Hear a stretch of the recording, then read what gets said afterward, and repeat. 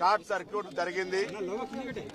6:16 fire department కు సమాచారం రాగానే వెంటనే నిమిషాల్లో ఫైర్ సిబ్బంది ఇక్కడికి వచ్చి ఈ అగ్ని ప్రమాద నివారణ చర్యలు చేపట్టినారు.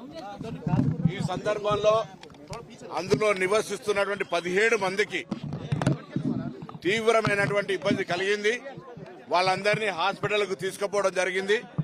వివిధ హాస్పిటల్లో ఉన్నారు.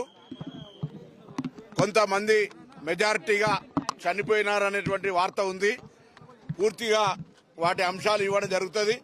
ప్రభుత్వం తరఫున అన్ని రకాల చర్యలు వారి కుటుంబ సభ్యులకు సంబంధించి ఇప్పుడే గౌరవ ముఖ్యమంత్రి గారు కూడా మాట్లాడినారు.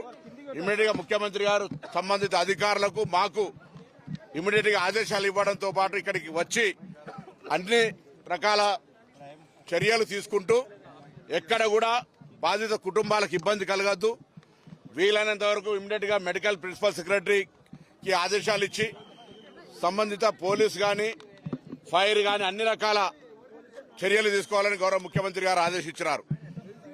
ఫైర్ యాక్సిడెంట్ మీద కూడా విచారణ చేస్తాం. అది అన్ఎక్స్పెక్టెడ్ జరిగినటువంటి ఏం కుట్ర కోణంతో దాగినటువంటిది కాదు. ఇందులో ఎవరు కూడా ఏ అధికారి కూడా నిర్లక్ష్యం చేయకుండా వెంటనే వాళ్ళ విధుల యొక్క అటెండ్ కావడం జరిగింది. జరిగిన సంఘటన ప్రభుత్వం తరఫున ముఖ్యమంత్రి గారు దురదృష్టకర సంఘటన చెప్పినారు.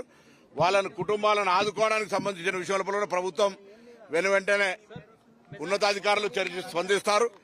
సంబంధిత కుటుంబానికి పూర్తిగా రాష్ట్ర ప్రభుత్వం నుంచి సానుభూతి ప్రగాఢమైనటువంటి సంతాపాన్ని వ్యక్తం చేస్తున్నాం. వారికి ఇబ్బందులు లేకుండా ఉండే విధంగా తదుపరి చర్యలు ఇప్పుడు